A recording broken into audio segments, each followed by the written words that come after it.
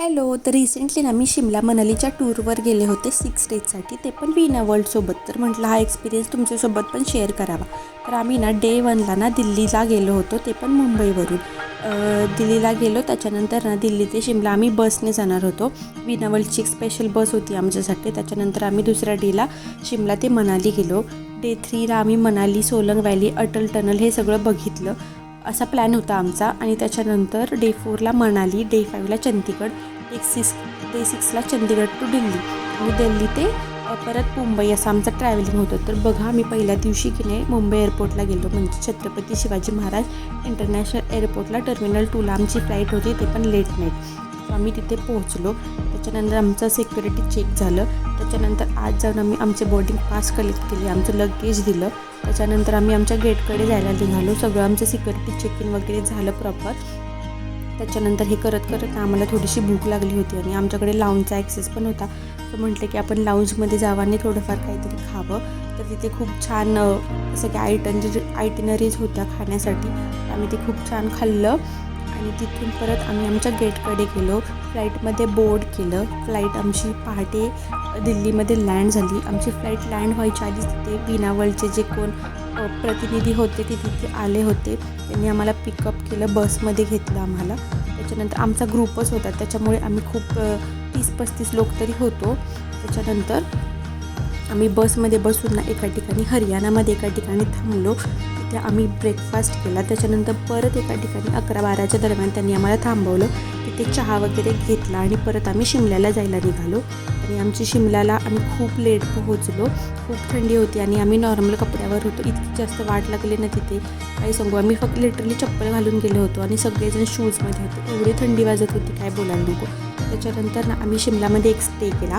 त्याच्यानंतर मनालीला जायला निघालो, पण मंडीमध्येच आम्ही अडकलो. तर झालं काय ना, मंडी ते मनालीला खूप ट्रॅफिक होतं. खूप जास्त स्नोफॉल झाला होता मनालीमध्ये त्याच्या आदल्या दिवशी. त्याच्यामुळे तिथं जाणं पॉसिबलच नव्हतं. म्हणून आम्ही मंडीमध्येच एका हॉटेलमध्ये आमचा परत वीणा वर्ल्डवाल्यांनी सगळ्यांनी ती प्रोसेस केली. आम्हाला तिथेच थांबवलं. आमचा डिनर वगैरे तिथे प्रॉपर केला. त्याच्यानंतर आम्ही दुसऱ्या दिवशी मंडीला गेलो. मंडीमधून मनालीला निघालो.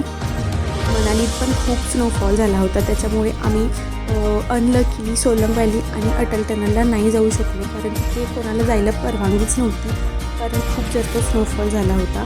आणि त्याच्यानंतर आम्ही फक्त हिडंबा टेम्पल पाहिलं आणि आम्ही रिटर्न आलो. कारण हिडंबा टेम्पल पण ओपन झालं होतं, कारण तिथे झाडे वगैरे पडले होते, पण आम्ही गेलो तेव्हा ते ओपन झालं होतं. आणि त्याच्यानंतर आम्ही थोडंफार तिथला मॉल रोड वगैरे एक्सप्लोर केलं आणि परत चंदीगडला आलो बाय बस. चंदीगड दिल्ली बाय बस. आणि परत आम्ही दिल्लीवरून घरी येण्यासाठी फ्लाईटने आलो. आणि त्यामध्ये की नाही आमचं सगळं जेवण वगैरे सगळं वीणा वर्ल्डकडून इन्क्लूड होतं. आणि ट्रॅव्हलिंगचा खर्च वीणा वर्ल्डचा होता. आणि त्याच्यानंतर आपण म्हणजे त्यांना पे केलं होतं, बट आपल्याला एक्स्ट्रा पैसे घालवावे लागले नाही. जे काही तुमचं पॅकेज असेल तेच त्याच्यामध्ये सगळं इन्क्लुडिंग असतं पॅकेजमध्ये. फक्त की आपण जेव्हा एक्स्ट्रा काय खर्च करतो की आपल्या खिशातून पैसे जातात, तोच फक्त आपला वेगळा खर्च होतो. आणि वर्थ आहे मनालीला जाणं. जर तुम्ही, आम्ही तसं मार्चमध्येच गेलो होतो, पण जर तुम्ही फेब एंडला किंवा जानेवारीमध्ये जाणार असाल तर खूप छान आहे. आणि वर्थ हे खूप जास्त बर्फ पडला होता आम्ही गेलो होतो तेव्हा. पण आम्ही प्रत्येक ठिकाण चांगलं पाहिलं. फक्त आमचं एवढं रिग्रेट आहे की आम्ही एवढं लांब जाऊन अटल टनल नाही पाहू शकलो. तिथे खूप जास्त बर्फ झाला होता, खूप जास्त स्नोफॉल होता आणि कुठलीच गाडी जाऊन देत नव्हते मनालीच्या पुढे. आणि आम्ही मनालीमध्ये पोहोचलो हेच आमचं नशीब आहे, कारण खूप जास्त स्नोफॉल होता. आणि हे हिडंबा टेम्पल पण बघू शकता. वाव, किती सुंदर दृश्य दिसते ना हे. एवढा सुंदर बर्फ पडला होता. पूर्ण पांढरी पांढरी चादरच होती त्या सगळ्या डोंगरांवर. आणि आम्ही खूप मस्त फोटो असे काढले इथे. त्यांचं जे ट्रॅडिशनल अटायर असतं की नाही ते घालून पण आम्ही इथे फोटो काढले. आणि त्याच्यानंतर आम्ही चंदीगडला आलो. चंदीगडचं रॉक गार्डन वगैरे पाहिलं. तिथलं जे मार्केट आहे शास्त्रीनगरचं मार्केट बघा, जे महिलांना मुलींना खूप आवडतं, ते आम्ही गेलो. आणि त्याच्यानंतर मग आम्ही रिटर्न आलो. आमचा रिटर्नचा प्रवास पण खूप छान झाला. त्यांनी आम्हाला सगळ्या गोष्टींमध्ये सहाय्यता केली. त्यांचे जे 2 लोक आमच्यासोबत होते वीणा वर्ल्डवाल्यांचे, ते पण खूप कॉपरेटिव्ह होते आणि आम्हाला कोणताच प्रॉब्लेम आला नाही. जर तुम्ही वीणा वर्ल्डने जाणार असाल तर नक्की वीणा वर्ल्डने जा.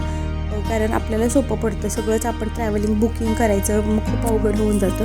त्यापेक्षा असं कुठल्या तरी टूर गाईडची किंवा टूर ट्रॅव्हल कंपनीची मदत घेतली ना मग खूप सोपं जातं. फक्त आपण जायचं, बॅग भरायची आणि निघायचं, एवढंच आपल्यासाठी काम असतं. तर माझा एक्सपिरियन्स तर खूप छान होता. तुम्हाला हा एक्सपिरियन्स कसा वाटला नक्की सांगा. थँक्यू. Bye bye. भेटूया पुढच्या व्लॉगमध्ये.